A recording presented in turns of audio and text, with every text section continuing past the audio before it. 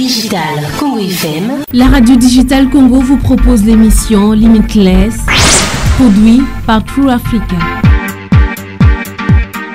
Digital Congo FM. Bonjour, c'est Claude Grunitzky et je vous présente Limitless. Limitless est un podcast produit par True Africa qui pose les questions qui comptent pour l'Afrique. Nous cherchons des solutions africaines aux problèmes africains. Dans chaque épisode, nous posons à 3 invités une question qui compte pour les Africains. Et, sans surprise, ils ne sont pas toujours d'accord. Dans cet épisode, on se demande si l'Afrique a un problème d'image. Et vous savez, en tant que Nigériane vivant en Afrique du Sud, l'image des Nigérians n'est pas bonne. Pour lutter contre l'histoire unique de l'Afrique, nous avons proposé une alternative à cette histoire unique. Tout ce qui avait trait à l'Internet ou à la technologie provenant d'Afrique, en particulier du Nigeria, était frauduleux à leurs yeux.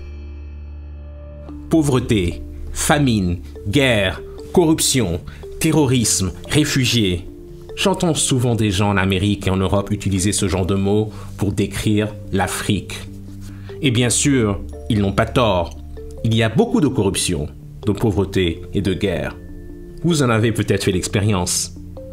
Mais il se passe aussi beaucoup plus de choses dans les 54 pays qui composent notre continent. L'Afrique a-t-elle donc un problème d'image? Et comment relooker notre continent? Ma première invitée est Moki Makura. Elle dirige Africa No Filter, une organisation à but non lucratif qui cherche à briser les stéréotypes sur l'Afrique en soutenant les éditeurs et les plateformes médiatiques. Nous avons nous-mêmes bénéficié de leur soutien. Je lui ai demandé, pour commencer notre échange, si l'Afrique a un problème d'image. Voici sa réponse traduite en français.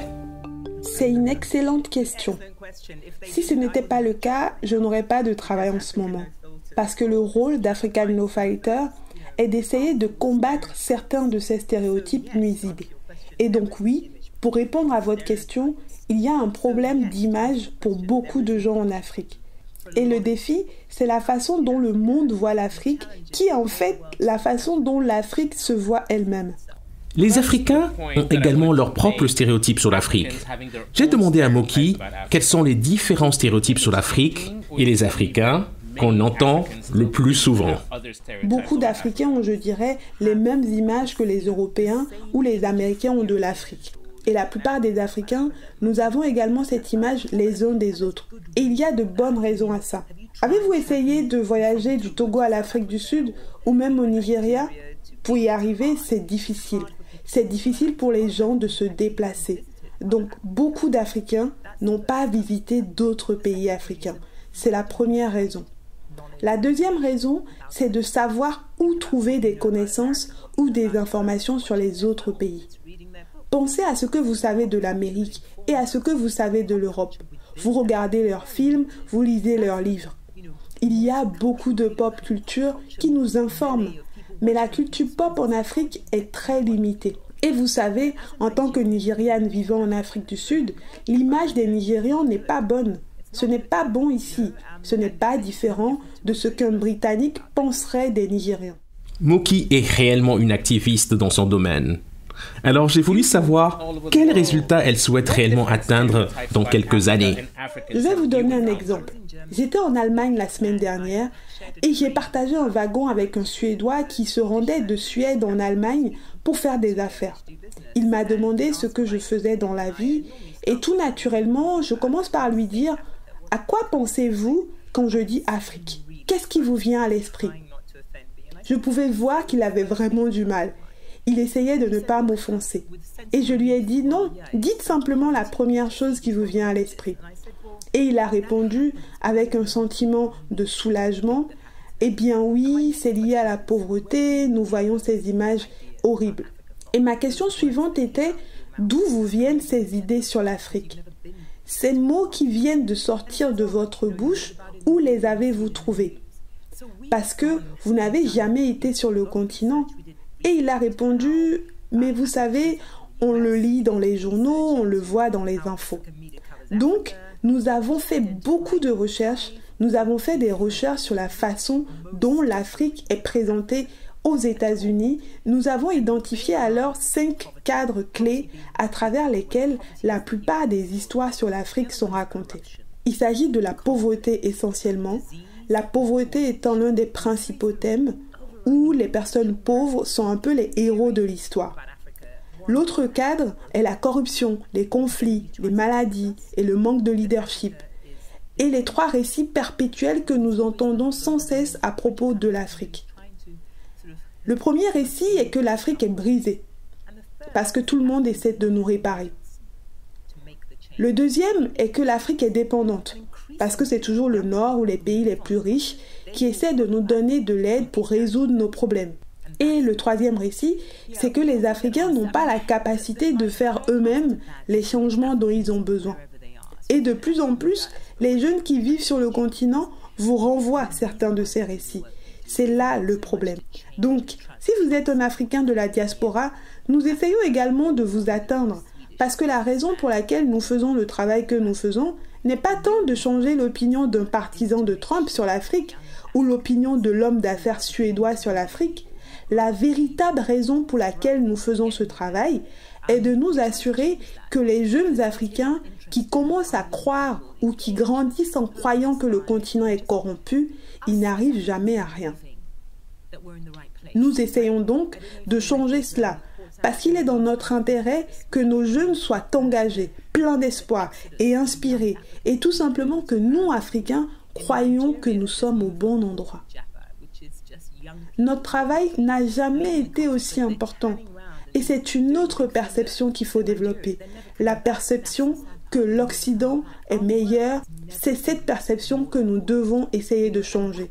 Et c'est pourquoi nous avons besoin de plus d'histoires qui montrent plus de gens qui font des choses incroyables pour montrer qu'il est possible de vivre le rêve africain, parce que ce n'est pas une histoire qui sort souvent, le rêve africain. Ma deuxième invitée est Nicole Amartefio, la créatrice de la série télévisée An African City. Cette série suit 5 femmes à Accra, au Ghana. Je lui ai parlé de sa série télévisée et de la façon dont elle joue avec les stéréotypes. L'une des choses que j'aime dans la série et que beaucoup de gens aiment est qu'elle joue en quelque sorte avec beaucoup de stéréotypes sur l'Afrique, surtout de la part de ceux qui n'y habitent pas. Alors j'ai demandé à Nicole si les stéréotypes qu'elle dénonce sont très répandus et si elle pense que les mentalités ont évolué. Voici notre conversation, qui était à la base en anglais. Il y a un rapport que j'adore, celui du centre Norman Lear de USC. Pendant un mois, c'était soit en 2017, soit en 2018, ils ont surveillé les infos américaines et les émissions de divertissement. Ils ont surveillé combien de fois l'Afrique était mentionnée en examinant plus de 700 000 heures de contenu, et ils ont constaté que plus de 60% des nouvelles sur l'Afrique se concentrent sur les tragédies, la guerre, la pauvreté, la maladie. Ce n'est pas choquant, nous le savons tous. Mais ensuite, ils se sont intéressés plus spécifiquement à l'industrie télévisuelle et cinématographique américaine, et j'ai trouvé ces statistiques-là plutôt intéressantes. Donc, 44% des émissions et des films ne mentionnent que l'Afrique, sans référence à un pays en particulier. 35% des mentions de l'Afrique dans les émissions télévisées concernent le crime et le terrorisme. Lorsque des personnages africains apparaissent dans des émissions de télévision américaines, moins de 50% d'entre eux prononcent 10 mots ou même moins. C'est donc cette idée que nous sommes sans voix et sans rien de valable à dire. 87% des émissions qui mentionnent l'Afrique n'ont pas de personnages africains. Nous ne sommes donc même pas inclus dans nos propres histoires. Et je crois que c'était quelque chose comme seulement 30% des personnages africains dans les séries télévisées américaines qui sont des femmes. C'était il y a quelques années. Alors non, malheureusement, je ne pense pas que beaucoup de choses aient changé, mais j'espère faire partie de ce changement. J'ai demandé à Nicole si, avec cette série, elle essayait de combattre les stéréotypes qui entourent nos villes. À 100%, j'essaie de faire tellement de choses avec An African City et je pense que beaucoup de choses ont été accomplies. Pour lutter contre l'histoire unique de l'Afrique, nous avons proposé une alternative à cette histoire unique. Pour lutter contre le colorisme, nous avons célébré des femmes de toutes les couleurs. nous voulions que les filles à la peau foncée soient célébrées, car dans la plupart des médias mondiaux, seules les femmes à la peau claire sont célébrées. 4 des 5 personnages principaux avaient leurs cheveux naturels, car nous voulions montrer que les cheveux naturels, sous toutes leurs formes, dans la façon dont ils poussent sur nos têtes, sont beaux. Je veux m'assurer que pour les Noirs du monde entier, nous célébrons la musique du Ghana, la mode du Ghana, la décoration intérieure du Ghana. Combien de fois avons-nous regardé une émission de télévision noire américaine dont l'un des personnages principaux rêvait d'aller à Londres ou à Paris? Je ne crois pas qu'on soit tous romantiques. Laissez-moi être vraiment honnête. Je ne comprends pas l'idée de rendre romantique l'endroit où vivent les gens qui vous ont asservi ou colonisé. Je ne comprends pas vraiment, mais je n'ai jamais regardé une série télévisée noire américaine où les personnages principaux rêvent de Kigali, Kampala, Zanzibar ou Accra. Il y a un décalage. Et donc, en African City vise à combattre cette déconnexion. Ma troisième invitée est Jessica Hope. Elle dirige Wimbart, une société de relations publiques axée sur l'Afrique et basée au Royaume-Uni. Parmi ses clients figure la plateforme de streaming nigériane Iroko TV, ainsi que la société de paiement Flutterwave. Comme vous le savez, le sujet est de savoir si les stéréotypes sur l'Afrique ont changé. Et Jessica est dans ce métier depuis près de 10 ans. Elle a vu toutes sortes de stéréotypes sur l'Afrique au cours de ces 10 dernières années. Je lui ai demandé de nous expliquer comment elle traite tous ces clichés. Voici notre conversation. Je dirige une société de relations publiques appelée Wimbart. Et nous sommes spécialisés dans l'espace technologique africain. Comme ça a été dit, cela fait maintenant 10 ans que je travaille dans le secteur de la technologie en Afrique. Pendant les 3 premières années et demie, j'ai été la responsable mondiale de la plateforme Nollywood appelée Iroko TV, que beaucoup de vos auditeurs ont sûrement déjà regardé à un moment ou à un autre au cours de la dernière décennie. J'ai aussi demandé à Jessica quels sont les stéréotypes auxquels elle a réellement dû faire face. Je pense qu'au début d'Iroko TV, nous essayons d'obtenir une presse internationale pour le PDG et l'entreprise afin de leur ouvrir des portes pour des discussions internationales, non seulement pour des investissements, mais aussi pour les partenariats et pour l'acquisition de talents. Mais je me souviens de 2 ou 3 fois où j'ai pitché l'idée et où j'ai dit « Regardez, il y a cette formidable société Internet. C'est la première entreprise à mettre Nollywood en ligne. Nollywood est le Hollywood nigérian. C'est la 2e plus grande industrie cinématographique au monde avec des journalistes internationaux. » Et il disait « Nous n'allons pas écrire sur les fraudeurs Internet nigérians. » Et ils se sentaient à l'aise en disant cela il y a 10 ans. Ils n'ont pas du tout édulcoré la situation. Et c'était leur perception. Tout ce qui avait trait à l'Internet ou à la technologie provenant d'Afrique, en particulier du Nigeria, était frauduleux à leurs yeux. Les stéréotypes ont donc beaucoup changé depuis, même si je suis sûre qu'il y a encore quelques personnes qui ont la même opinion. Mais je pense qu'au cours des 10 dernières années, ce que nous avons pu faire, c'est partager les récits, partager les histoires des pionniers du continent qui créent des entreprises technologiques dans de nombreux secteurs différents. Et nous faisons évoluer ces perceptions. Enfin, j'ai voulu savoir si la technologie est en fait l'industrie qui contribue à changer les perceptions sur l'Afrique. Je pense que cela a définitivement aidé à changer la perception des gens et certainement la perception du public international. Bien qu'il soit intéressant de noter que même si ce n'est pas autant qu'il y a 10 ou 8 ans, je pense que les journalistes internationaux ne comprennent toujours pas vraiment le pouvoir du téléphone portable en Afrique. Ils ne comprennent pas le niveau d'innovation et de technologie.